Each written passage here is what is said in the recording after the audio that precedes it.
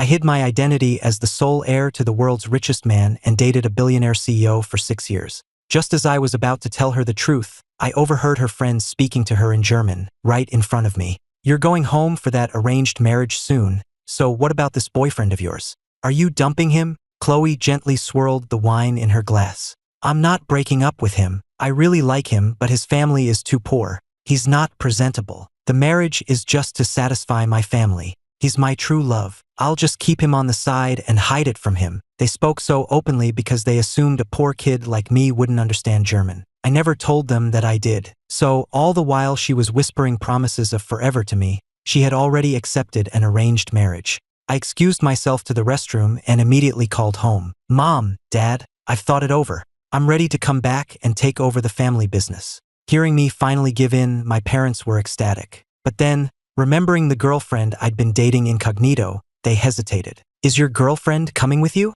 You haven't told her who you really are, have you?" "No, I'm going to break up with her." My voice dropped when I said Chloe's name. "I'll have everything settled here within a week." After a few more words, I hung up, pocketed my phone, and went back to the private room. The loud conversations stopped for a beat as I walked in. I acted like I didn't notice, walking directly to Chloe's side and taking a seat. She broke away from her conversation to look at me sitting there quietly. "Ethan, what took you so long on the phone?" Before I could answer, someone else jumped in. Even though no one there was German, the woman spoke in German. "Chloe, when are you and Julian Croft planning to get married?" At her words, my grip on my glass tightened, my knuckles turning white. Chloe, however, remained perfectly casual. She glanced at me before replying in German. "The family set the date, 2 weeks from now." At that, every single person at the table turned to stare at me. One of her friends, Jessica, raised an eyebrow, her voice laced with curiosity. "If you're marrying Julian, then what happens to Ethan? Are you dumping him?" "No." Chloe shook her head, taking a delicate sip of wine before continuing. "The wedding is just for my family. Ethan is the only one I love." Her statement sent the room into a fit of laughter. "Chloe, since when are you such a romantic? With a class difference that huge, you actually fell for him?" She turned her head to look at me, her eyes filled with a tenderness so deep it was almost tangible. Without saying a word, she answered their question perfectly. Someone watched her lovesick display, clucking their tongue. "Wow, I guess she really is in love. But seriously, are you sure he doesn't understand German?" The question was casual, but it made the others laugh out loud. "Ethan's family is broke. Where would he get the money to study a language like that? Relax, there's no way he understands." Their mocking laughter filled the air. No one noticed my breathing quicken or the way my knuckles had turned white from gripping my glass. I didn't tell them I understood every word. I wasn't some poor kid from the wrong side of the tracks. I was the sole heir to the Vance fortune, the wealthiest family in the world. For 6 years, Chloe had loved me deeply, yet she'd never introduced me to her parents. I always assumed she was just worried about the difference in our backgrounds. After all, the Davenports were one of the most powerful families in Boston. That's why I had a plan. I was going to tell her I was the Vance heir, explaining that I'd hidden my identity only because I wanted to make it on my own, without living in my parents' shadow. But the timing couldn't have been worse. 3 days ago, in her study, I found a crimson wedding invitation. The groom was Julian Croft, and the bride was Chloe. It turned out that while she was whispering sweet nothings in my ear, she had already agreed to marry someone else. She was calling me her love, her future husband, while simultaneously planning her wedding to a man her family approved of, a man of her own class. In that instant, I realized there was nothing left to say. From now on, she could have her marriage and I would have my inheritance. We both had bright futures ahead of us. After a few more drinks, the party started to wind down as it got late. I was following the group out of the room when I heard an unfamiliar voice behind me. "Mr. Vance, is that you?" I froze. Turning, I saw it was one of my father's business associates, a man who was always trying to get a meeting. I sighed internally, trying to figure out how to play this off without revealing who I was. Jessica, trailing behind Chloe, looked me up and down and scoffed. "Mr. Vance? Him? Do the clothes on his back even cost $200 combined? Him, a rich kid? That's the funniest thing I've ever heard." Her comment triggered a wave of laughter. This time, they weren't speaking German, so I heard every word of their mockery, but I kept my face blank. It was Chloe who got angry, shooting Jessica a cold, warning glare. Jessica backed off, looking annoyed, and the others quieted down under Chloe's gaze. The associate didn't press the matter, and I followed Chloe out. We drove home in complete silence. When we got home, she finally spoke. Ethan, I'm not going to bring you to gatherings like that anymore. My voice and expression were calm, even though I was essentially being banished from her social life. I just asked, was I an embarrassment to you? She let out a short, frustrated laugh and reached for my hand, but I pulled away. She sighed, explaining helplessly, what are you talking about? I just don't want you to get hurt. But there's a gap between us, Chloe. We're always going to face situations like this. Has your family never pressured you about marriage? I watched her, searching her face for any sign of guilt. Even at the mention of marriage, her expression only flickered for a second before she regained her composure. Ethan, all you need to know is that I love you. That's enough. I'll figure out a way to solve all the other problems. If I hadn't been watching her so closely, I would have missed it. After she spoke, Chloe went to the bathroom to get ready for bed. As I watched her walk away, I thought, asterisk, is that your solution? Marry one man for your family and keep another for yourself. Asterisk. A moment later, a notification pinged from the nightstand. It was Chloe's phone. She'd never hidden her passcode from me, so I unlocked it easily and opened her iMessage. It was a text from Julian Croft. Chloe, we're meeting the parents tomorrow. If you don't stay over tonight, they might suspect this isn't a real marriage. I know you love your boyfriend, but please, just for the next few days, can you help me keep up appearances? His tone was pleading, but I saw his strategy clearly. First, he'd use the parents as an excuse to get her to stay over. What would be next? He'd just keep using that excuse, pushing for more and more. But that wasn't my problem anymore. I was already planning to leave. With that thought, I marked the message as unread and placed the phone back where I found it. A few minutes later, Chloe came out of the bathroom, glanced at her phone, and then looked at me with an apologetic expression. Ethan, something urgent just came up at the office. I have to go in. I won't be back tonight, so you get some rest. She left in such a rush that she didn't notice my reaction, or the fact that I didn't try to stop her. Normally, I would have walked her to the door, complaining that I wished she had more time for me, but this time I said nothing. I just watched her go. A moment after she left, my phone buzzed. It was a message. All it took was one text, and Chloe came running. We're meeting the parents tomorrow. Once we're married, what does that make you? Her dirty little secret. Julian's words were cruel, but what hurt more was the realization that the woman I thought I'd spend my life with had handed him the knife to stab me with. Chloe probably had no idea that even without the invitation, I would have found out about her wedding soon enough. The day after I found the invitation, Julian had sent me a friend request on Instagram. For days, he'd been sending me taunting photos. The two of them trying on wedding clothes, picking out diamond rings, scouting wedding venues. Each picture chipped away at what little love I had left for Chloe, until there was nothing. Chloe didn't come home that night, and I didn't care. The next morning, I went straight to my office and resigned, finishing all the paperwork by the end of the day. During my lunch break, I ate with some coworkers. When I told them I'd quit, one of my closer friends, Jake, laughed. I keep seeing these TikToks about people who suddenly quit their jobs because they're secretly heirs to a massive fortune. Ethan, you quit so abruptly. You're not secretly going off to run the family empire, are you? He was joking, but I just nodded. Yeah, that's the plan. For a second,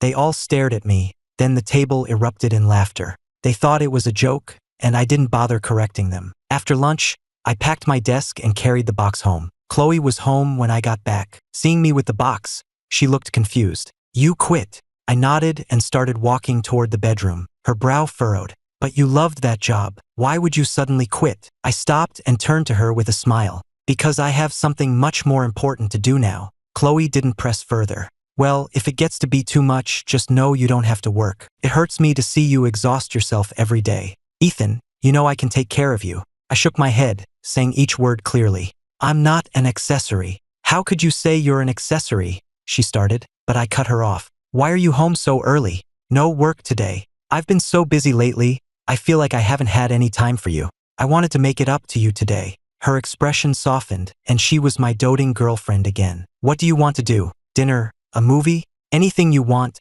I'm yours today. The old me would have been touched. I knew she was the heiress to the Davenport Corporation and was always buried in work. The fact that she would clear her schedule for me would have proven how much I meant to her. But now, all I could think was, are you busy with work or busy with wedding planning? How could she stand there, planning a wedding with another man, and tell me I was the only one she loved? In the end, I didn't call her out on her lies. It was only for a few more days. Soon, I'd be gone from her life completely. I shook my head, turning down her offer. Actually, I said after a moment, could you help me clean out the house? There's a lot of old stuff here we don't need anymore. Chloe agreed, and we spent hours cleaning. But as we worked, she realized that everything I was getting rid of was something we had bought together as a couple. Matching mugs, clothes, slippers, jewelry, everything went straight into the trash bags without a second thought. The smile on her face slowly faded as the pile of discarded memories grew. When the last matching item landed in the trash, she couldn't hide her panic any longer.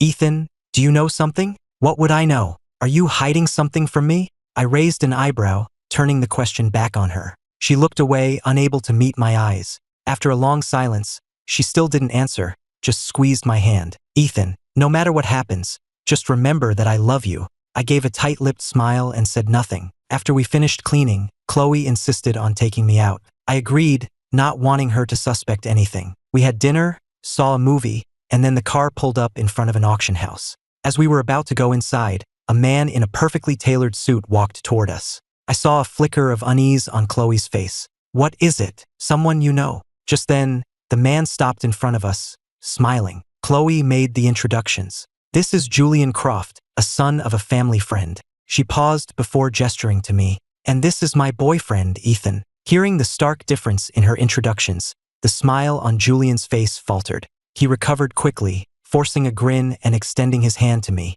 "I've heard so much about Chloe's handsome boyfriend. It's a pleasure to finally meet you." Just then, the same group of friends who'd been mocking me in German the night before walked up. Out of my line of sight, one of them winked at Chloe. That's when I knew this wasn't a chance meeting. They had brought him here on purpose. Rage boiled inside me, but I knew losing my temper would only make things worse. I forced it down. Inside the auction, Julian's seat was right next to Chloe's. In person, he was nothing like the arrogant jerk from his texts. He was charming and knowledgeable. When he learned Chloe was interested in porcelain, he engaged her in a lively conversation on the topic. I watched as Chloe, who had been distant at first, slowly started leaning in closer to him. It wasn't until I cleared my throat that Chloe seemed to remember I was there. She turned to me, her voice soft. "Are you bored, Ethan? I know this isn't your scene. If you see anything you like, feel free to bid." Before I could respond, I heard her friends whispering again. They kept their voices low, but they were only a row behind us, and I heard every word. "Chloe is so good at making excuses for him. Even if he was interested, what would he know? He probably doesn't even know how to raise a bidding paddle." "Exactly. This is his first time at a high society auction, I'm sure." They snickered, shooting a disdainful look in my direction. They were whispering, but I had a feeling they wanted me to hear. I ignored them. The next time we met, they'd be standing before me, respectfully calling me Mr. Vance. Just then, the bidding for one item ended, and the next was brought on stage. It was an exquisite jade carving of a pine and crane. The auctioneer announced that it was a piece by the legendary master carver, Junis. At the mention of the name, Julian grew excited. He raised his paddle. "Chloe, that's incredibly valuable. My grandmother's birthday is in 2 days. It would be the perfect gift for her." When I heard the name Junis, I glanced at the piece on stage. It only took a second. I looked away, and my voice was flat as I spoke, but my words were like a bucket of ice water dumped on Julian's head. "It's a fake." Julian stared at me in disbelief, on the verge of asking what a peasant like me would know. But with Chloe sitting right there, he forced a smile and asked, "And how can you tell, Mr. Vance?" "Because the real one was gifted to the Vance family matriarch by her grandson. It's one of a kind, and the real one is in my family's home. Therefore, the one on that stage has to be a fake." I was trying to be helpful, but my words just made Julian laugh out loud. Behind us, Chloe's friends started laughing too. "Don't pretend to be an expert when you're clueless. It's so embarrassing." "Yeah, gifted by the Vance heir? What, were you hiding under the bed and saw it happen yourself? You don't actually think sharing a last name with the Vance family makes you one of them, do you?" Their laughter grew louder, until finally, Chloe shot them a cold look that silenced them. She turned to me, taking my hand. "Ethan, I know you've been reading up on art appraisal, but you can't learn everything from books. Julian has been attending auctions his whole life and has studied these carvings for years. He naturally knows more about this than you do." She wasn't being cruel, but it was clear she thought I was talking nonsense. I just chuckled and let it go. In the end, Julian bought the sculpture for $100 million. I smiled as I watched him go to pay. I wondered what his grandmother would think when she found out he'd spent $100 million on a fake for her birthday. I didn't try to stop him. I just got up and headed for the men's room. I had just finished washing my hands when I heard a familiar voice behind me. "Ethan Vance." I thought I made myself clear. "How can you be so shameless? Do you really want to be the other man that badly?" His voice was sharp and grating, a stark contrast to the sophisticated air he'd been playing moments before. I met his gaze coolly. "Mr. Croft, let's be clear. I'm the one who's been with her for 6 years. If anyone's the third party here, it isn't me." I started to walk past him, but he blocked my way, sneering. "6 years, and she still won't marry you. Ever wonder why? I'm the Croft heir, she's the Davenport heiress. We're a perfect match. And you? A gambling father, a sick mother, a broken home with nothing to your name. What part of you is worthy of her?" I stopped in my tracks. I had invented that backstory myself. I never imagined Chloe would share it with Julian. I let out a bitter, self-mocking laugh. If that really was my life, would I ever be more than just the boyfriend she claimed to love? She had handed another man a second knife to wound me with. He was right. I wasn't worthy. The anger in my chest suddenly vanished, replaced by a sharp pain. I looked back at Julian. "You two are perfect for each other. I wish you all the best." With that, I walked away. I hadn't gotten far before my phone rang. It was my mom. "Ethan, honey, you have to come home soon. The whole family is waiting for you, and they've prepared so many welcome home gifts. Your father and I bought you a castle in Europe, your aunt got you a diamond watch that supposedly belonged to a king, and your uncle has a garage full of luxury cars waiting for you." I listened with a helpless smile as my mom listed off the extravagant gifts. "Mom, I'm coming home to run the company, not to bankrupt it," I joked. Just as I said it, a familiar voice spoke from behind me. "Inherit what fortune?" I froze and instinctively hung up. I swear, why does everyone in her circle love sneaking up on people? I turned to see Chloe standing there, her expression grim. After a moment, I offered an explanation. "It's nothing. My old coworkers were asking what I was doing next, so I joked that I was going home to inherit a fortune." Chloe frowned. I wasn't the type to make jokes like that. She sensed something was off and was about to say more, but I had already started walking back to our seats. I called over my shoulder, "Are you coming? The jewelry lots are up next." Thinking I wanted to buy her something, Chloe nodded and followed. Back in our seats, she proceeded to win the next several jewelry lots, paying exorbitant prices for each. She had them all boxed and handed them to me. I looked down at the boxes. "I don't need these." Chloe just smiled and squeezed my hand. "You'll have to get used to it. Don't worry about the money. I'll buy you anything you want, forever." I opened my mouth to speak but stopped myself. I didn't wear multi-million-dollar jewelry. My own collection was worth hundreds of millions. The auction ended and people began to file out. Our group didn't linger. We had all driven separately, so we just needed to head home. But just as Chloe and I got in her car, before she could even start it, there was a knock on the passenger window. It was Julian. The window rolled down, revealing a Julian who looked nothing like the venomous man from the restroom. "Chloe," he said, looking helpless, "my car won't start. Could you possibly give me a ride home?" Chloe frowned, about to refuse, but he spoke again. "Your parents did ask you to look after me, remember?" I don't know what she was thinking, but her expression soured, and she agreed. Seeing her agree, his smile widened. Then he pushed his luck, looking at me. "The thing is, I get terrible motion sickness. I can't sit in the back." Chloe looked at me, but before she could say a word, I had already opened my door, gotten out, and moved to the back. It happened so fast that, by the time she processed it, I was already settled in the back seat. Whatever she was about to say died in her throat. She looked like she wanted to tell me it was just a seat and not a big deal, but when she glanced in the rearview mirror, I had already closed my eyes, pretending to be asleep. Just then, Julian got in and shut the door. He saw me in the back with my eyes closed and a smug smile crossed his face.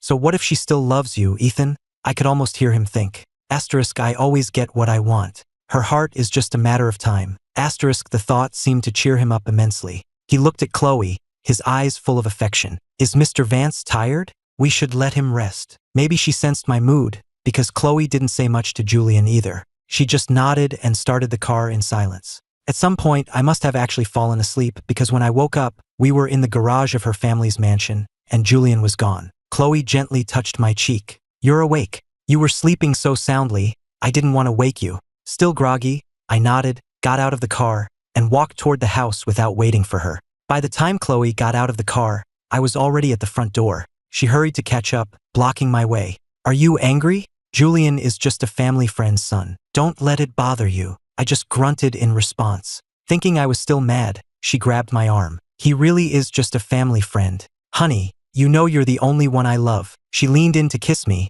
but I pushed her away. Seeing the shock on her face, I walked inside. "I don't feel well. I'm going to my room to lie down." Then I went into the bedroom and locked the door behind me, shutting her out completely. The next morning, as Chloe and I were eating breakfast, my phone buzzed. It was a calendar reminder I'd set weeks ago. The note read, "Meet the parents." Chloe saw the notification too. I had set it back when I was planning to tell her everything and have her meet my real parents in New York. We looked at each other, and I was trying to think of an excuse to cancel when her phone started ringing. It was Julian. I couldn't hear what he said, but her expression shifted. When she turned back to me, she looked apologetic. "Ethan, I'm so sorry. Something urgent just came up. Can we reschedule meeting your parents for another time?" She probably expected me to be upset, but I just nodded calmly. "That's fine. I have things to do today anyway." Soon after she left, I went out myself, heading to the mall to buy some going-away gifts for my friends. When I met up with them later, they opened their gifts and gasped. Each box held a brand new luxury item. "Ethan, where did you get such good knockoffs? These look totally real." "They're real," I said, laughing at their stunned faces. When they still looked skeptical, I finally told them the truth about who I was. The story about my gambling dad and sick mom, that was all a lie. The truth is, I'm the sole heir to the Vance fortune, and I'm saying goodbye because I have to go home to New York to take over the family business. There was a moment of stunned silence, followed by shock, and then pure pandemonium. They started shouting things like, "The heir was right here all along." Their screams were loud enough to shake the restaurant. After the excitement died down, Jake remembered Chloe. "But what about Chloe? Does she know who you are?" At the mention of her name, my smile faded. "She's marrying someone else." "No way!" my friends exclaimed in disbelief. "She's always seemed so crazy in love with you." "Seriously? Remember 3 years ago when you mentioned you liked night blooming cereus? She spent a fortune buying every single one she could find, just to see you smile. And 2 years ago when you had that bad flu, she canceled a $100 million deal and flew back from Europe just to take care of you, staying by your side all night. A year ago, that car accident, the truck was heading for your side, and she swerved to take the hit herself. You walked away without a scratch, but she had 3 broken ribs and was in the hospital for 3 months. She almost didn't make it, and now she's marrying someone else? How is that possible? Hearing them recount those memories still stirred something in me. The Chloe from back then truly loved me. She loved me enough to die for me. But now, I shook my head with a small, bitter smile. She loves me, but her family thinks I'm not good enough for her. Before I even had a chance to tell her the truth, the wedding invitations were already printed. From the sounds of it, her plan was to keep me as her lover on the side. My friends exploded. Her lover? She wants the Vance heir to be her secret lover? The Davenports have lost their minds. Oh, she is going to regret this so much. Exactly. When she finds out you're gone and her family learns who you really are, they're going to freak out. Just then, Chloe and Julian walked into the restaurant. Hearing the last part of our conversation, Chloe frowned. What real identity? Seeing them together, Jake looked furious and was about to say something, but I held him back. I looked at the newcomers, my expression cold. What are you doing here? My question made Chloe nervous. She couldn't meet my eyes. Our families are working on a deal. We were just meeting to discuss it. I laughed at her answer. Of course I knew about their deal. A marriage deal. They took a separate table nearby, close enough for me to see everything. I watched her cut his steak, share food from her plate, hand him a napkin, and even wipe a smudge from the corner of his mouth. The intimate display made my friends fume, but I kept my expression neutral. After dinner, as my friends and I were about to leave, Chloe offered to drive both me and Julian home. Perhaps remembering the argument over the front seat, this time she had brought her family's chauffeured Rolls-Royce. No fighting over seats this time. The ride was smooth as we headed toward Julian's neighborhood. No one saw it coming. A large truck, out of control, came barreling toward us from an intersection. The chauffeur swerved hard, but the impact was unavoidable. There was a deafening crash. As the windows shattered and I was thrown sideways, the last thing I saw was Chloe instinctively shielding Julian, protecting him from the impact and trying to calm him down. As my vision blurred, I suddenly remembered the other accident my friends had talked about. It was our 4th year together,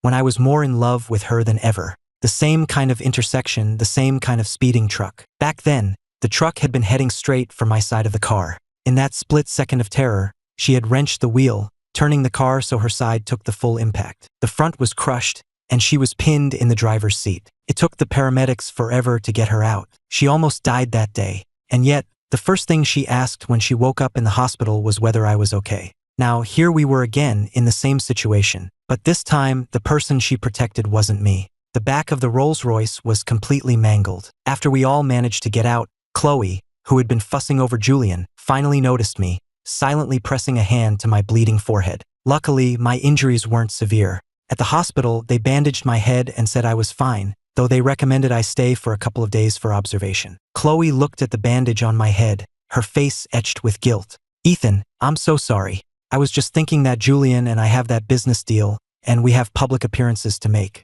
His face couldn't get injured, so I just reacted. Yell at me, hit me, I don't care, just please don't ignore me. She sounded sincere, and her reason was almost believable. It would have been, if I hadn't remembered their wedding was less than 2 weeks away. I'm guessing that's the business deal she was talking about. I kept my eyes lowered and said nothing. I didn't forgive her, but I didn't say I wouldn't. My expression remained blank. She kept apologizing over and over, until suddenly an idea seemed to strike her, and a hopeful light appeared in her eyes. Your birthday is in a few days. Let me give you your present early. Anything you want, I'll buy it for you. I finally looked up at her, my gaze empty. Then buy me a plane ticket to New York City for 3 days from now. Why New York? She asked, surprised. Then she answered her own question. You want to take a vacation? I didn't explain. I just nodded. Chloe didn't ask any more questions. She just pulled out her phone and bought the ticket right there. I'm going to be busy for a while, so I can't go with you,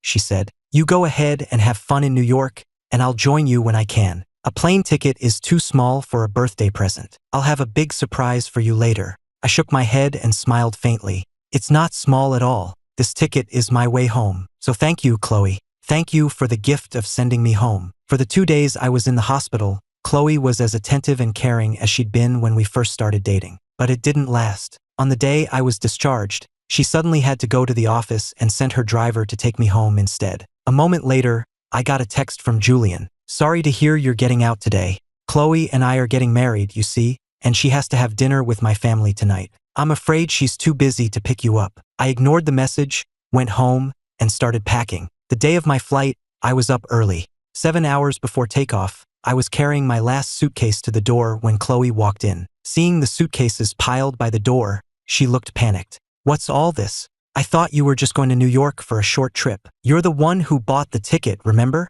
I said calmly, as if I were just heading off on a simple vacation. But she wasn't convinced. It's just for a few days, isn't it? Why do you need so many bags? I forced a smile. I wanted to bring a few extra outfits for pictures, but she knew I hated taking pictures, and I never packed this much for our trips. The anxiety spread through her, and she looked like she was about to rip open my bags to see what was inside. But just as she moved, her phone rang. It was Julian. I don't know what he said, but after a moment of silence, Chloe turned to leave. Before she walked out the door, she looked back at me. Ethan, don't be gone too long. Send me your flight details when you're coming back, and I'll pick you up. I didn't answer. I knew I wasn't coming back. This was goodbye. 5 hours before my flight, I changed the security code on the front door from my birthday to Julian's. I left a sticky note on the door. Since this will be Mr. Croft's house soon, it's probably better if the code is his birthday. 3 hours before my flight, I gathered every photo of us in the house and threw them into the fireplace.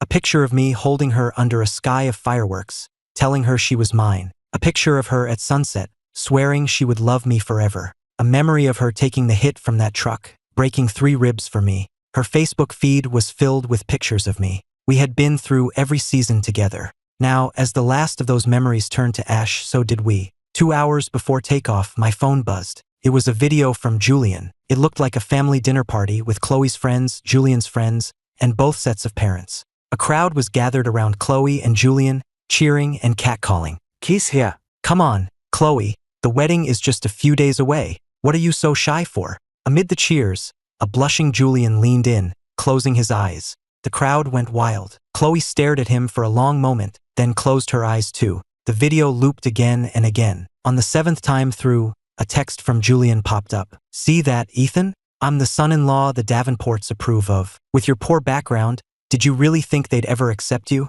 A guy like you would be lucky to marry a beggar. So what if Chloe loves you? I'm breaking down her defenses, one by one. First meeting the parents, then moving in, and now this kiss. How long do you think until she's completely mine? I didn't reply. I just printed out every taunting message and photo he had sent me over the past few weeks. I stacked the pages neatly on the coffee table in the empty living room. An hour before my flight, I wrote one final sentence on the top page. Chloe, congratulations on your wedding. We're over. Then I dragged my suitcases out of the house, hailed a cab, and headed for the airport. From now on, Chloe, I was Ethan Vance again, and we had nothing to do with each other. JFK Airport, New York. As I walked out of the terminal with my luggage, a priceless-looking Bugatti was waiting at the curb. A man in a suit immediately opened the rear door for me. "Mr. Vance, welcome home." My bags were loaded into the trunk. As I settled into the car, I spoke to the man in the driver's seat. "Mr. Daniels, what are you doing here?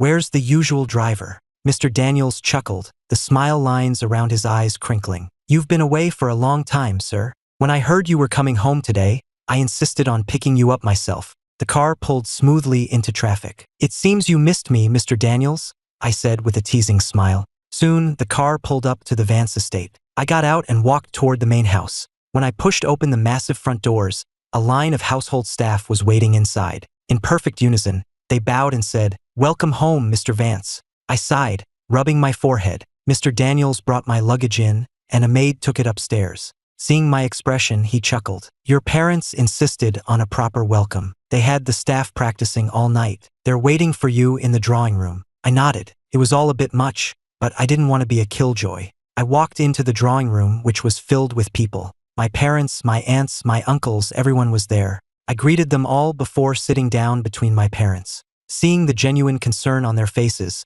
the composure I'd held onto for so long finally cracked, and a wave of raw emotion washed over me. I'd been doted on my whole life, sheltered from any real hardship. Then I went to Boston, determined to prove myself, and I met Chloe. For 6 years, I gave her my entire heart. I truly believed we would spend the rest of our lives together, that we were meant for each other. And in the end, I almost became her secret lover, and I would have been completely oblivious. All that sincerity wasted. My mother must have seen the sadness in my eyes. She patted my shoulder. "What's done is done, Ethan. The one thing our family isn't afraid of is mistakes. You can always start over. We have more than enough room for error." Her words soothed some of the ache in my chest. Seeing my mood lift, everyone else quickly changed the subject, bringing out their welcome home gifts. I realized then that my mother hadn't been exaggerating on the phone. If anything, she'd been modest. There was a thick stack of property deeds and a long chain heavy with keys to various cars and homes. The centerpiece was a diamond-encrusted watch, each stone massive, the entire piece screaming of wealth and history. But even that wasn't enough. They seemed determined to cover the entire coffee table in front of me with gifts. Just as I was about to tell them it was too much, my aunt clapped her hands, her eyes sparkling. "Ethan, you just went through a breakup, right? Well, my best friend's daughter just moved back to the States, and she's been worried sick that she isn't dating. Why don't you two meet up, just to make a new friend?" I was taken aback and quickly tried to refuse, but my aunt was already pulling out her phone and sending me a contact. "I met her before she went abroad for school. She's a lovely girl, very beautiful. Even if nothing comes of it, it's always good to have another friend." It was impossible to refuse her enthusiasm, so I finally agreed. But when I opened the contact card she sent, I was surprised to see we were already connected on Instagram. I clicked on her profile. There was no name saved, just a profile picture of a crescent moon against a black sky. I stared at it, trying to remember when or why I would have added her, but nothing came to mind. I didn't ask my aunt about it, just locked my phone and put it away. I figured I'd get my answers when we met. While I was half-heartedly preparing for this setup, back in Boston, Chloe was finally arriving home. It was getting dark, and the house was unlit. She didn't see the note on the door and typed in the usual security code. When the door didn't open, she looked up, confused, and finally saw the piece of paper I'd left. "Since this will be Mr. Croft's house soon, it's probably better if the code is his birthday." Mr. Croft's house? Julian's? Chloe's heart hammered in her chest. Did he know? But how could he? He'd only met Julian once, and no one else would have told him. How could he possibly know about the wedding? Hesitantly, she typed in Julian's birthday. The door clicked open. She flipped on the lights. The house was empty.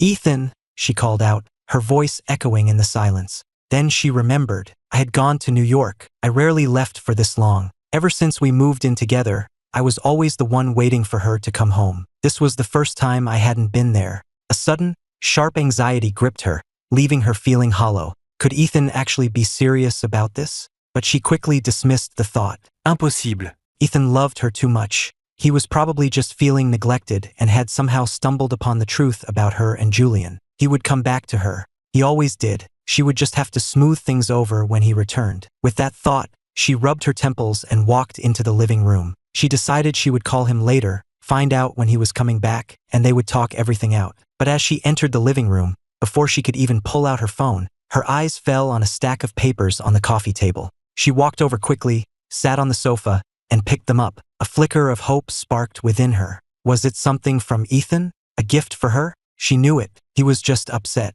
He would never really leave her. A small smile touched her lips, but the smile froze on her face as she read the first page. It was a single sheet of paper with one line of handwriting on it. She recognized my script immediately. It was elegant, almost beautiful to look at, but the words themselves were a sledgehammer to her heart. Chloe, congratulations on your wedding. We're over. A ringing started in her ears, her mind a complete blank. She read the line again and again, but the words didn't change. Asterisk, congratulations on your wedding. We're over. Asterisk, he was leaving her. It had to be a joke. How could he not want her? Her hands moved on their own, ripping the page from the stack, crumpling it into a ball, and throwing it across the room. The action revealed the page underneath. It was a printout of an Instagram chat history, starting from the very first message. I hadn't saved the contact with a name, so all Chloe could see was the profile picture and username. She recognized it instantly. It was Julian. The first message was from Julian, sent 2 weeks ago. She read through the pages, her heart sinking with every word. Heard you're the pretty boy Chloe keeps around. I'm Julian Croft, her fiancé. I suggest you know your place and disappear. Otherwise, it's going to be very embarrassing for you when Chloe and I are married and you get kicked out of her house. All it took was one text, and Chloe came running. We're meeting the parents tomorrow. Once we're married, what does that make you? Her dirty little secret. So what if she loves you? She just kissed me. How long do you think before we're sharing a bed? Interspersed between the messages were photos and even a video. There were photos of them trying on wedding attire, picking out rings, looking at venues. The video was just a single, perfect screenshot, the one frame Julian knew would hurt the most. It was her and Julian, in front of both their families and all their friends, locked in a passionate kiss.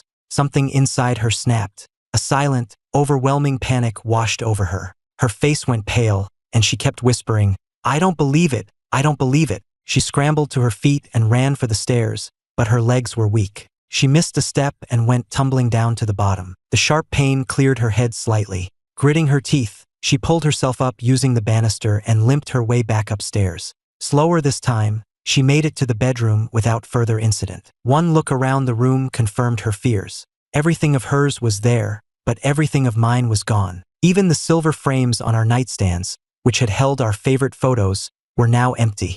A new wave of panic hit her. She threw open the closet doors, pulled out drawers, and found only her own belongings. My side of the closet, my drawers, they were all completely empty. The bedroom, the bathroom, the study, it was all the same. She searched every corner of the house where I might have left something, anything, behind, but there was nothing. She suddenly remembered the spring cleaning a few days ago, when I had thrown out all our matching couple's items. Now, she finally understood why. He was so cruel. He hadn't left her a single memory to hold on to. The anxiety was a physical thing in her chest, but she still couldn't accept it. 6 years. He had loved her so much. How could he just leave her, so coldly, so completely? She refused to believe it. She had to find him, had to get an explanation. The next thing she knew, she was back in the living room, her phone to her ear, listening to it ring on the other end. It rang for a long time before I finally picked up. It was late, and the call had woken me up. I answered without checking the caller ID, my voice thick with sleep. Hello,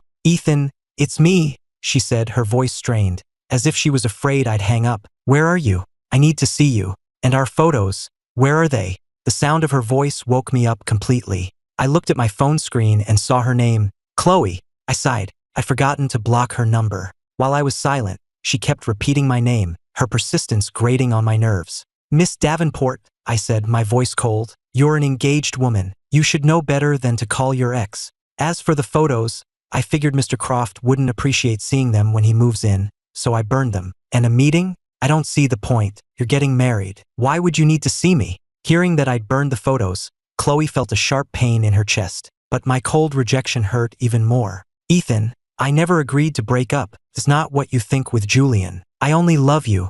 How could you just throw me away like this? Her voice broke on the last word, and for a moment, I was silent. I had rarely seen her cry. In 6 years, I'd only seen it once before now. After the car accident, she had been the one who was seriously injured, but when she woke up and saw the cuts and bruises on me, she had sobbed uncontrollably. She was nothing like the ruthless CEO everyone in the business world knew. If one of her partners had seen her then, they wouldn't have believed their eyes. This was the second time. I never doubted that she had loved me, but because I knew what it looked like when she truly loved me, I also knew the moment she agreed to marry Julian that something had changed. Her heart was no longer entirely mine. She might still love me, but she loved other things more. Her family's approval, her social standing. I was the one she was willing to sacrifice. Whether it was her decision to keep me as a secret lover or her instinct to save Julian in the crash, it was clear I was no longer her priority. So now, hearing her cry, hearing her pain, I felt nothing. Chloe, this is a breakup.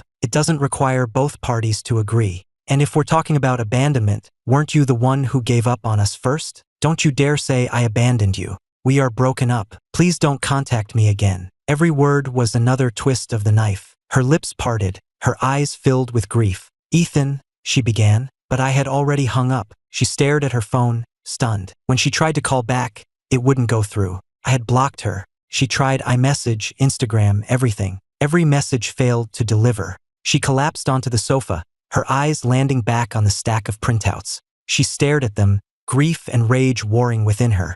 With a cry of frustration, she swept them off the table. The pages fluttered through the air, landing all over the floor, the sofa, the table. Julian. This was all Julian's fault. If he hadn't shown Ethan those messages, he never would have left her so completely. The last page landed face up at her feet. It was Julian's final, gloating message to me. So what if she loves you? She just kissed me. How long do you think until she's completely mine? She stared at the words, her expression dark. After a long moment, she let out a cold, sharp laugh. A dangerous light flickered in her deadened eyes. Julian, she thought, *, I told you it was always Ethan. Who gave you the right to interfere? Since you're so eager for this wedding, perhaps I should give you a wedding gift you'll never forget. I, of course, knew nothing of this. I just methodically blocked her number and all her social media accounts, then put my phone down and went back to sleep. I slept better than I had in months. The next day was my first day at Apex Corporation. As the new CEO parachuted in from above,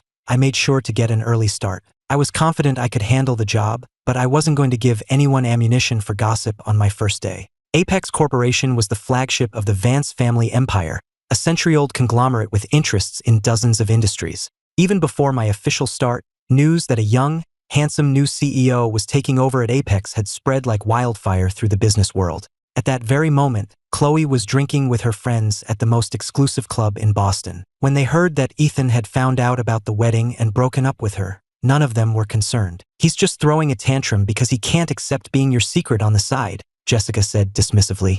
I heard he quit his job too. Don't worry. Once he runs out of money, he'll come crawling back. Who else is going to pay for his gambling father and sick mother? Exactly. I've seen a million guys like him. He was just trying to climb the social ladder using you. It's natural he's upset his dream is over. Just give it some time, then sweet-talk him a little. He'll be back, right? With his background, how could he ever be your husband? He was delusional. The life you gave him was something he could have only dreamed of. The chorus of mockery was relentless. Even Chloe, lost in her own drunken misery, found their words grating. Her expression darkened, and with a sudden movement, she hurled her glass against the wall. The sharp crack of shattering glass silenced the room. Have you said enough? She asked, her voice dangerously cold. The others just stared, confused. No one understood her sudden outburst. It sounded like she was defending Ethan, but this wasn't the first time they'd talked about him like this. They'd said worse, right to her face, and she'd never said a word. So what was this about? Finally, Jessica, sitting closest to her, broke the silence. She still didn't seem to take Chloe's anger seriously, assuming she was just in a bad mood. She chuckled, a teasing glint in her eye. What's wrong, Chloe? Still upset? We know you have a soft spot for him, but relax. There's no way he'd give up his meal ticket. I guarantee you, in 2 weeks, he'll come crawling back, and you'll have him right where you want him. The moment the words left her mouth, Chloe looked up at her, her eyes blazing with a cold fury. Apologize. Jessica stared, confused. Apologize to him, Chloe repeated. It finally dawned on Jessica that Chloe was genuinely angry about what they'd said about me. Chloe, why are you getting so worked up? We're not wrong. A poor kid latches onto a billionaire heiress. What do you think he's after? You never had a problem with us saying it before. Jessica's words made Chloe freeze. The anger in her eyes faded, replaced by confusion. Had they really said these things so many times before? And had she really just let them? She racked her brain, trying to find a memory of herself defending me, but she couldn't. Jessica was right. This wasn't the first time. Whenever they spoke in German, whether I was there or not, she had always let it slide. She only ever stopped them when they said things in English, right in front of me. And even then, it was just for show. Her silence, all those other times, was her true answer. The realization left her speechless. She just picked up her glass and started drinking again, one after another. But at the same time, a small, desperate hope began to grow. That's right, she thought. Asterisk his father, his mother, his lack of a job. He has nothing. Asterisk maybe after a while he really would come back to her. Her friends, sensing her mood, wisely changed the subject. Did you guys hear Apex Corporation got a new CEO? One of them asked. I heard it's the Vance heir. He's been off the radar for a few years, apparently trying to make it on his own somewhere. Now that he's back, of course they'd hand him the keys to the kingdom. He's the only son, after all. The entire Vance empire will be his eventually. Even if he's just parachuted in, you know he's been groomed for this his whole life. Funny, isn't it? Two guys with the same last name, but a world of difference between them. Chloe wasn't interested in the conversation and didn't join in, just continued to drink alone in the corner.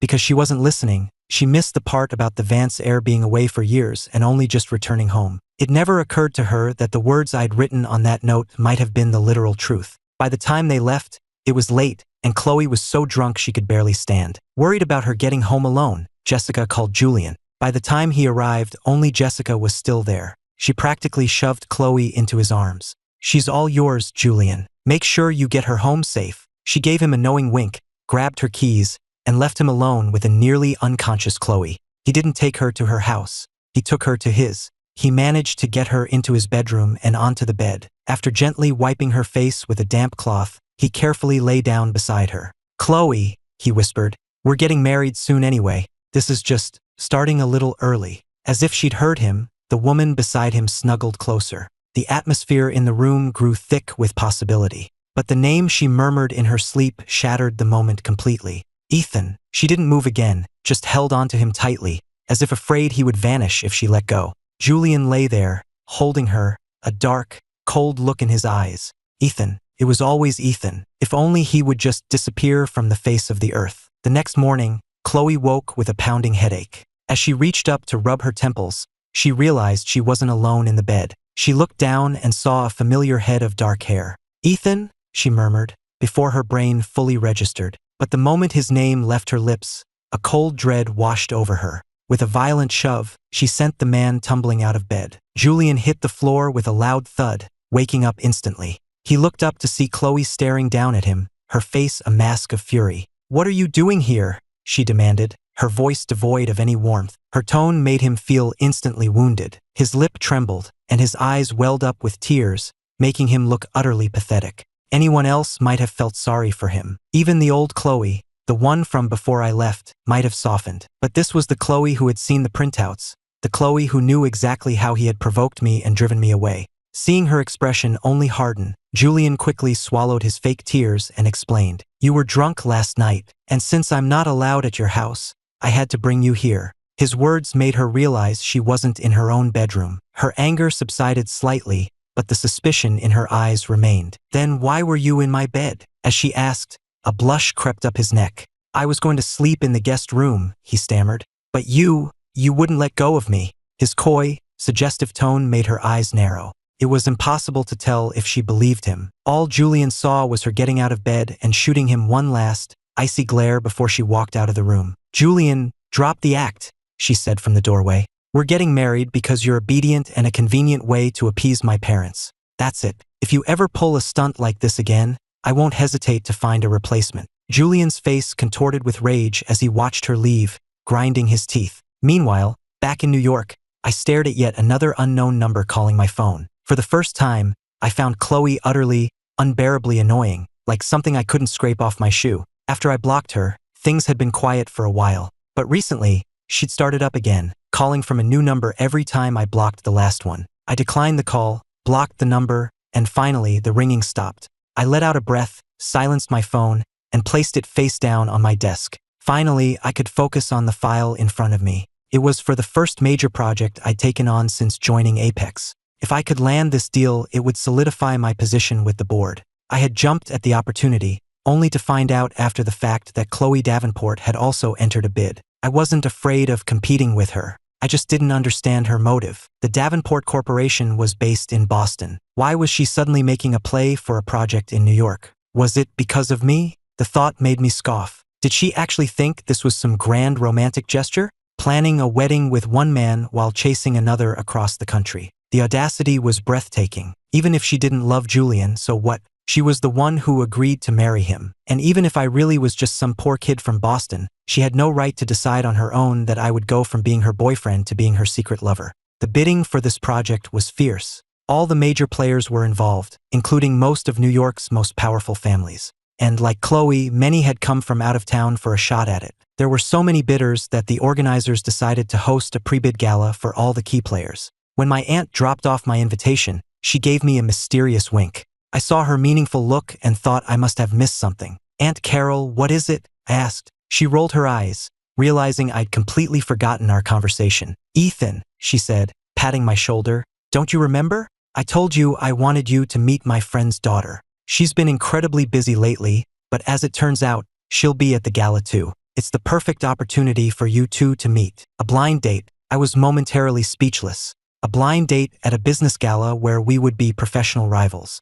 I didn't know whether to laugh or cry. "Aunt Carol, will be bidding against each other. You're really setting up two competitors on a blind date." I gave her a sarcastic thumbs up. She was completely unfazed. "So what? You're rivals in business, not in life. Besides, a little friendly reconnaissance never hurt anyone. You could use your charm on her. I've done my research. She's never really dated anyone, but she did have a huge crush on a boy once. And I hear he was just your type." Her words made me pause.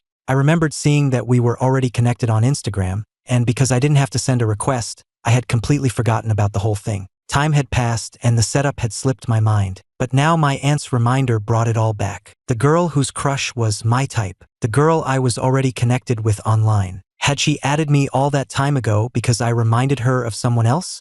I frowned. My interest in meeting her waned. It sounded less like she didn't want a boyfriend and more like she couldn't get over her first love. Was I just setting myself up to be a stand-in for some other guy? I didn't mention my suspicions to my aunt. She had no idea. I just forced a smile and took the invitation. I had zero interest in the meeting my aunt was so excited about. I thought my lack of enthusiasm was a clear enough signal, but apparently, my aunt interpreted my silence as agreement. On the night of the gala, a car was waiting for me outside the estate. A woman in a stunning designer suit got out as I approached. "Hello, Mr. Vance." I stopped in front of her. "I don't believe I caught your name," I said coolly. She paused, a flicker of disappointment in her eyes before she masked it. "It's Reed," she said after a moment. "Amelia Reed." Now that I had her name, I didn't protest further. When she gestured to the car again, I got into the passenger seat. We drove in silence. I stared out the window, the name Amelia Reed turning over in my mind. The name didn't ring any bells, but it felt strangely familiar. I glanced over at her, but she was focused on the road. I wanted to say something, but I didn't know what. In the end, I remained silent. The car pulled up to the hotel. Amelia and I got out and started walking toward the entrance. After a few steps, I realized she wasn't beside me anymore. I turned to see her standing by the car, looking lost in thought. "Is something wrong?" I asked. She bit her lip, then met my gaze directly. Most men escort their dates inside on their arm. Her expression was neutral, but for some reason, I could see a hint of hurt in her eyes. I cleared my throat, walked back to her, and offered my arm. As we walked toward the ballroom, I couldn't resist asking, "Have we met before?" For a fleeting moment, I saw disappointment in her eyes. He really didn't remember her. Just as I was thinking she wouldn't answer, she took a deep breath. "We were in the same class in high school," she said quietly. "I was the quiet girl who always sat in the back." Back then, Amelia had been withdrawn and shy, the kind of person who was easy to overlook. Her parents were always busy with work, with little time for her. She lived in her own world, and because she rarely responded to her classmates' attempts at conversation, she remained invisible, despite her quiet beauty. Just as she had been invisible to me. She had liked me for a long time, ever since the first time I'd spoken to her. Unlike the other students who would offer a quick, dismissive hello and move on, I had never skipped over her because of her silence. When we had group projects or class discussions, I made a point of asking everyone for their opinion, including her. I became the person who spoke to her more than anyone else, a small point of light in her lonely world. Later, she would curse her own shyness. After graduation, she found my name in the yearbook and sent me a friend request on Instagram, but she never once had the courage to send me a message. She felt that an ordinary girl like her wasn't worthy of me. Later, while she was studying abroad and getting therapy for her social anxiety, she finally worked up the courage to ask a mutual friend about me. That's when she learned I was in a serious relationship. She told herself that as long as I was happy, that was all that mattered, even if she was destined to be just a forgotten classmate. She had almost given up hope, but then she heard I was single again. So she came back. Listening to her story, fragments of memory began to surface, hazy and indistinct, but there. It was hard to reconcile the memory of that quiet, withdrawn girl with the poised, confident woman standing beside me now. "You've changed a lot," I said, impressed. "You're so elegant and composed." My compliment made the tips of her ears turn red. The ballroom was crowded and buzzing with conversation. We had only been inside for a few minutes when another couple made their entrance. I heard the stir and glanced toward the entrance. My eyes met theirs. "Ethan!" The synchronized gasp from both of them turned heads throughout the ballroom. All eyes turned to the entrance. I frowned, now the center of unwanted attention. The Davenports and the Crofts were supposed to be Boston's elite. You'd think they'd have more composure than to cause a scene at a New York gala. Not wanting to be associated with them, I ignored their calls, took Amelia's hand, and started walking deeper into the room. Behind me, Chloe's initial shock at seeing me there turned to fury as she watched me walk away with another woman. In a flash of rage, she forgot all about Julian and hurried after me. "Ethan!" she demanded loudly. "Who is she? What are you doing with her?" By the time Julian caught up, Chloe was already interrogating me. He said nothing, just let his eyes travel from my face to Amelia's, then down to our joined hands, a mocking sneer spreading across his face. "What do you think is going on?" he said with absolute certainty. "He obviously found a new sugar mama after you two broke up. How else would a nobody like him get into an event like this?" He was so focused on his taunt that he missed the dark look on Chloe's face and the confused stares from the people around us.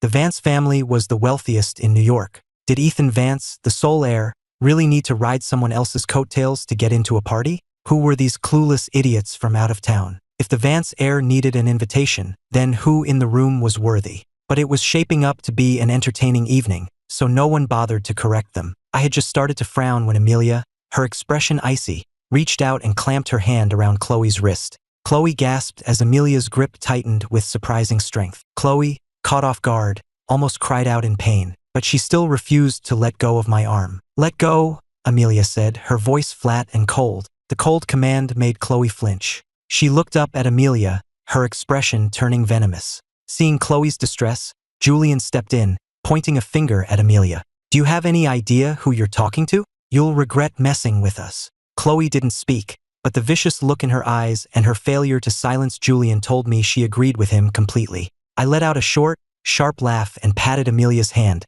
signaling for her to release Chloe.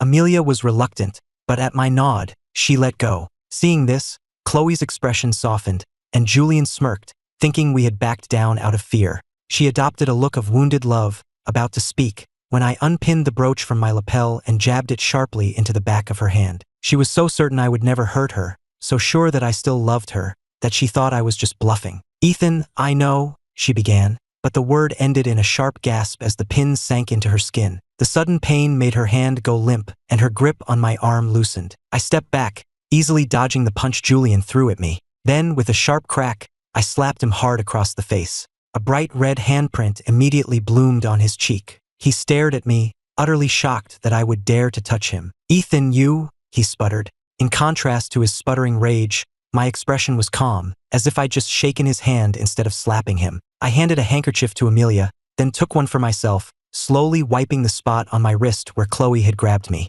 I looked at them, my gaze dripping with contempt. "And who, exactly, are you supposed to be?" The smirk on my face made Chloe's eyes burn with fury, but my next words extinguished the fire, leaving only ice. "A couple of fools who come to a high-stakes bid, without even knowing who they're up against. Bidding rivals?"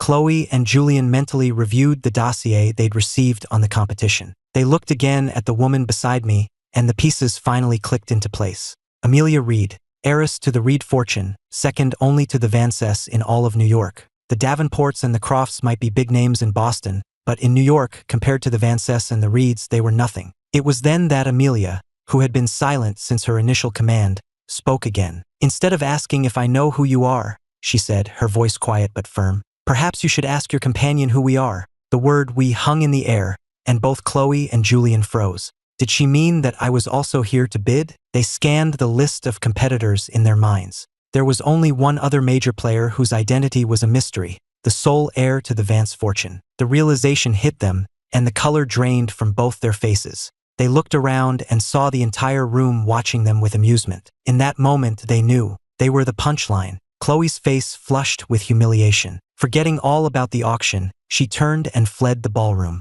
Julian shot me one last look of pure hatred before scrambling after her. I saw the hatred in his eyes, but I paid it no mind. It wasn't the first time he'd looked at me that way. All Julian had going for him was his family name and the flimsy promise of a marriage to Chloe. Chloe had been willing to marry Julian for strategic purposes even while she claimed to love me. The moment he ceased to be useful to her, she would drop him without a second thought. As for his family, I wouldn't have to do a thing. Once they found out he'd picked a fight with a Vance, they would cut him loose themselves. But right now, my only focus was the auction. Just as the drama subsided, the host took the stage. He glanced briefly toward the exit, where Chloe and Julian were already fleeing, and silently disqualified them in his mind. The bidding was intense, but in the end, Apex won the contract. On the drive home, Amelia was behind the wheel again. This time, she was the one to break the silence. "Do you still love her?" The question was so direct it took me a moment to realize who she meant. I was speechless for a second. "What on earth would make you think that?"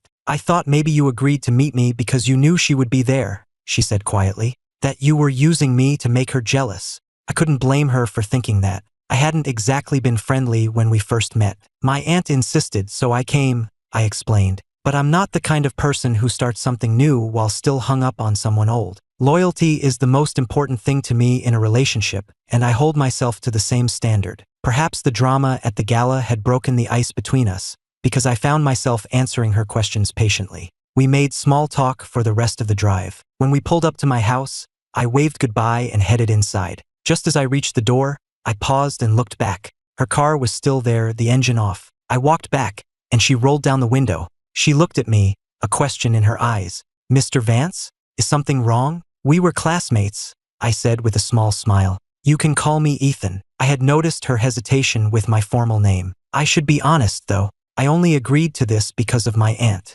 I'm not really ready to start a new relationship right now. So, for the time being, I hope we can just be friends. I gave her another wave, a more casual one this time. "Drive safe." As she watched me disappear into the house, a small, genuine smile touched Amelia's lips. "Ethan," she thought, *, "I've waited this long. I can wait a little longer." *, just as he'd said, friends for now. And after all these years, just moving from a forgotten classmate to a friend was more than she could have hoped for. Unlike the two sleepless people back in Boston, I slept soundly that night. That is, until the next morning, when I was woken by an endless stream of notifications from my phone. I groggily opened my eyes to find my social media accounts had completely blown up. The notifications were a constant stream of hateful, vicious comments. In the middle of the chaos, a call came through from a Boston number. It was my friend, Jake. "Ethan, have you seen what they're saying online? It's insane. People will believe anything. They're spreading this crazy rumor that you, the Vance heir,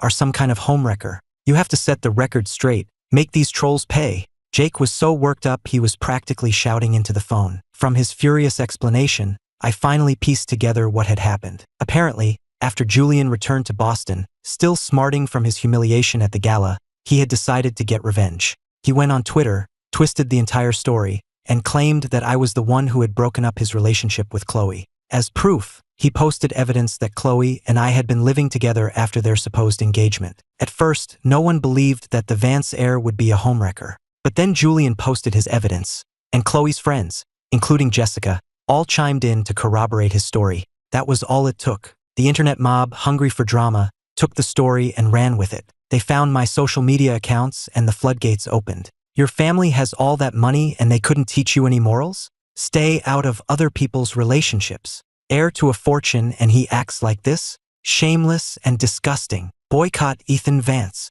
Boycott Apex Corporation." The comments devolved from there into pure, unadulterated filth. A few sane voices urged people to wait for my side of the story, but they were quickly drowned out by the tide of hate. "I'll handle it, Jake," I said calmly. "Don't forget who I am." The Apex legal department doesn't play around. If he wants to spread lies, he better be prepared for the consequences. My calm tone seemed to reassure Jake. He breathed a sigh of relief, offered a few more words of support, and then hung up. After the call, I went back on Twitter to see how much worse the situation had gotten. I'd be lying if I said the vicious comments didn't make me angry, but mostly I was confused. Before, they looked down on me because they thought I was poor and unworthy of Chloe. Now, the entire internet knew I was the Vance heir. So where did they get the audacity to team up with Julian to sling mud at my name? My expression hardened as I methodically screenshotted the worst of the comments, saving each one. Just as I finished, my phone rang again with another unknown number.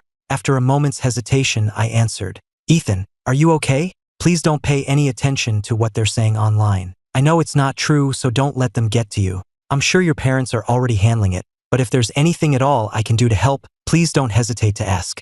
Hearing the genuine warmth and concern in Amelia's voice, the anger I'd been feeling seemed to dissipate. I let out a small laugh. It's okay, Amelia. I'm not that fragile. It's just a rumor, and I can handle it. Okay. Hearing that I was in good spirits, Amelia seemed to relax. She didn't seem to want to hang up, but she didn't know what else to say either. A comfortable silence stretched between us. The silence was so complete that I could almost hear her soft breathing on the other end of the line. I was the one who finally broke it. Amelia, thank you. The rumors don't bother me, but I appreciate your concern, I added silently. Then I quickly ended the call. On the other end of the line, Amelia held the silent phone, feeling the call had ended far too soon. She wished the moment could have lasted forever. Just being there, on the other end of the line, listening to him breathe in the quiet space between them, would have been enough for her. When my parents first heard about the online attacks, they flew into a rage, ready to fly to Boston and personally confront Chloe, Julian, and that pack of hyenas they called friends. A bastard and that trashy girl, my father roared. They have no idea who they're dealing with, slinging mud at my son. Fools rush in where angels fear to tread. They dare to provoke the Vance family. My mother rolled her eyes at my father. Fools, dear? They're animals. Took everything I had to calm them down. Seeing them so worked up, I didn't know whether to laugh or cry. Mom, Dad, it's okay, I assured them. I'm not going to let them get away with this. They wanted to spread lies, and now they're going to pay the price. At that same moment, back in Boston at the Croft residence, Chloe stared at Julian's pathetic, whining face, her own expression filled with pure disgust. Didn't I tell you to drop your pathetic little schemes? I was going to keep you around because you were useful, but you had the nerve to go to Jessica and the others to slander Ethan. I see I've been far too lenient with you. She grabbed his chin, forcing his head up. He shook his head, trying to elicit her pity, but her eyes were cold. Chloe, that bastard Ethan lied to you for 6 years. He's the Vance heir, and he pretended to be some poor nobody. And now we've made an enemy of him. You can't possibly think he still has feelings for you. Instead of waiting for him to destroy us, we should strike first. Together, we can take down the Vance family. At his words, Chloe's grip on his chin finally relaxed. He was right. Ethan was the Vance heir, and he had lied to her for 6 years. If she had known, she never would have needed to agree to an arranged marriage. She had loved him even with his fabricated, pathetic background, willing to keep him no matter what. And what had he done? He'd used her betrayal as an excuse to dump her, humiliating her in the process. Why should she protect his pristine reputation? Why not drag him down into the mud with them? When he had nothing left, he would have no choice but to come back to her. After all, he had already destroyed every memory of their time together. If they all stuck to their story, the homewrecker label would stick to him, not them. Chloe let go of Julian's chin, a flicker of approval in her eyes. Then you'd better work hard, she said. I want you to drag him down from his ivory tower and destroy him. With that, Chloe turned and left. As the sound of her car faded, the look in Julian's eyes grew more venomous. This wasn't just a crime of passion for him. After returning from New York, when his family learned he'd not only lost the bid but also made an enemy of the Vance heir, they had cut him off completely. He had hoped his engagement to Chloe would save him, but the moment he mentioned it, his father had slapped him. You dare mention her name? His father had yelled. She came here the moment she got back and called the whole thing off. You can't even hold onto a woman. Tell me, what good are you? In that moment, Julian realized he had truly lost everything. But why should he be the one to suffer? It was all Ethan's fault. Because of Ethan, his family had disowned him, and Chloe despised him. Why should Ethan get to sit on his throne and look down on him? He channeled all his rage into one final, desperate gamble, pulling Chloe and her friends down with him. They naively believed they could simply erase my 6 years with Chloe, that they could fabricate their own timeline to counter any proof I might have. They thought that until I released 2 pieces of evidence, a surveillance video and the complete Instagram chat history from Julian. The video was from the night at the club a month prior, capturing their entire conversation in German. The audio was a little grainy, but the words were clear enough. It proved Chloe was engaged to another man while still with me, and that she planned to keep me as her secret lover. The second video was from the auction house, showing my confrontation with Julian outside the restroom. In it, you could clearly hear me state that I had been with Chloe for 6 years, and that if anyone was the homewrecker, it was him. His only response was sputtering rage, not denial. If I had truly been the other man, a man with Julian's ego would have screamed it from the rooftops. That, combined with his taunting messages, painted a clear picture. He wasn't the victim. He was the insecure interloper, trying to puff out his chest. His actions screamed of someone who knew he was the third party but was trying to convince himself otherwise with the one who isn't loved is the real intruder mentality. The tide of public opinion turned in an instant. The vitriol that had been directed at me was now turned on Chloe and Julian, tenfold. While the internet mob descended on their Twitter feeds, I filed a lawsuit. I sued Julian, Jessica, and all of Chloe's friends who had participated, as well as the most prominent online trolls who had slandered me. I didn't handle the follow-up myself. I left it entirely in the capable hands of the Apex legal team. When I logged back into my social media, the comments section was finally clean. The few trolls that remained were quickly banned. When their bans were lifted, they would return ready to spew more hate, only to find a summons from my lawyers in their DMs. That usually shut them up for good. In response to the outpouring of supportive comments, I posted a single tweet. The arc of the moral universe is long, but it bends toward justice. Only the guilty have reason to fear the truth. I will always use the law to defend my rights. As for Julian, he was finished. I didn't follow the case too closely after that. I had full confidence in my legal team to ensure justice was served. I did hear, however, that when Julian's court date arrived, he couldn't find a single lawyer in the city willing to represent him. I almost felt sorry for him. If Julian hadn't been so determined to provoke me, he could have had his quiet, loveless marriage with Chloe, a typical arrangement for people of their class. But he was greedy. When I was with her, he wanted me gone. When I left, he blamed me for all his problems and tried to destroy me. And in the end, this is what he got. The same went for Jessica and Chloe's other friends. They were classic social climbers, convinced that pedigree was everything. When they realized they had made an enemy of me, they threw their lot in with Julian, and now they were facing the consequences right alongside him. It was all so pointless. The one person at the center of it all, Chloe, had managed to escape the public fallout by remaining completely silent. She never posted a single comment, never gave a statement, and so she emerged relatively unscathed. The day the legal proceedings concluded, the head of my legal team came to my office to give me the final report. Due to the severity of the defamation, their complete lack of remorse in court, and my refusal to settle, they were all sentenced to 2 years in prison for libel.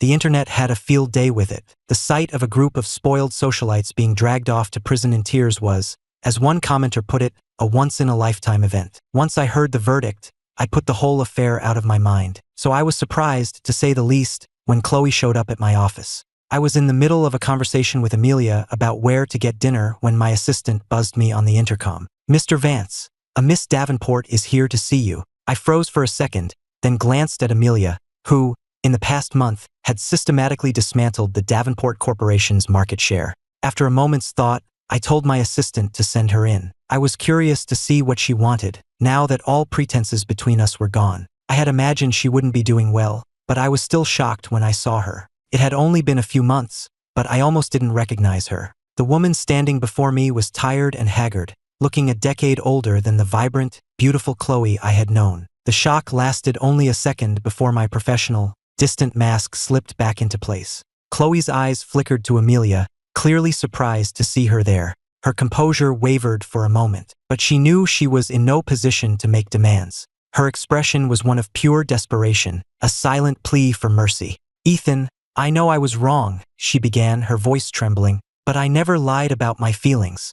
I have only ever loved you. For the sake of what we once had, please, call off your attacks on my company." Her posture was completely deferential, a stark contrast to the subtle arrogance she had always carried, even when she tried to hide it. I just spread my hands and shook my head, then gestured to Amelia. "I'm not the one you should be talking to. Why don't you ask her to stop?" I smiled, a cold, empty smile that didn't reach my eyes. Besides, Chloe, whatever we had between us, Didn't you burn through that a long time ago? When you got engaged behind my back and planned to keep me as your secret? When you let your friends mock and belittle me in another language, right to my face? When Julian and your friends were spreading vicious lies about me, and you stood by and did nothing? You come to me now and talk about our past? Where was that sentiment then? My words hit their mark. The color drained from Chloe's face, and she looked as if it was physically painful for her to swallow. Ethan, I know I was wrong. I'm sorry. But if this continues, my company won't survive. I just shrugged. And what does that have to do with me? Chloe, they all paid the price for what they did. Why do you think you can get away with a simple apology? But I never did any of those things, she said desperately, trying to defend herself. At her words, the last trace of my forced smile vanished. You didn't do them, no? I said, my voice laced with contempt. You just stood by and watched. And that, Chloe, makes you the worst of them all. I didn't bother to hide the disgust I felt as I looked at her. It was your silence that gave your friends permission to attack me. It was your complicity that gave Julian the power to hurt me. And now you say you did nothing? Fine, you did nothing, and I'm doing nothing to your company. I can't help you. I raised my voice slightly. Mina, please show our guest out. My assistant immediately opened the door, a polite but firm smile on her face. This way, Miss Davenport. She opened her mouth to protest, but I took Amelia's hand and walked right past her out of the office. I was the CEO. I could leave early if I wanted to. I knew Mina would make sure Chloe left without any further incident. So, where are we going for dinner? I asked Amelia. Italian? Or something more casual? I could really go for some comfort food, actually, she replied. Comfort food it is. Whatever you want. Amelia's smile was open and relaxed, so different from the shy, reserved woman I'd first met. I turned back to her, raising an eyebrow. You're always so agreeable. Amelia stopped walking. She looked at me with an intensity that made my heart skip a beat. I was about to brush it off and keep walking, but her voice stopped me. Ethan, she said, her voice clear and steady. It's because I like you. Her confession was sudden, but not entirely unexpected. I stopped and turned to face her, sighing. Amelia, but I know you said you're not ready for a new relationship, she interrupted gently. So, when you are ready, can I be the first one you consider? Her eyes were shining, and looking at the hope sparkling there, I found I couldn't turn her down. I smiled a little. Since you put it so sincerely, I'll agree to that. Amelia beamed, and as if ignoring the slight hesitation in my voice, she stepped forward and wrapped me in a warm hug. Amelia had waited through many lonely seasons. She believed that now, finally, that loneliness was coming to an end. In that warm embrace, we both understood that some things are worth waiting for, and some loves are just the beginning of a much brighter future.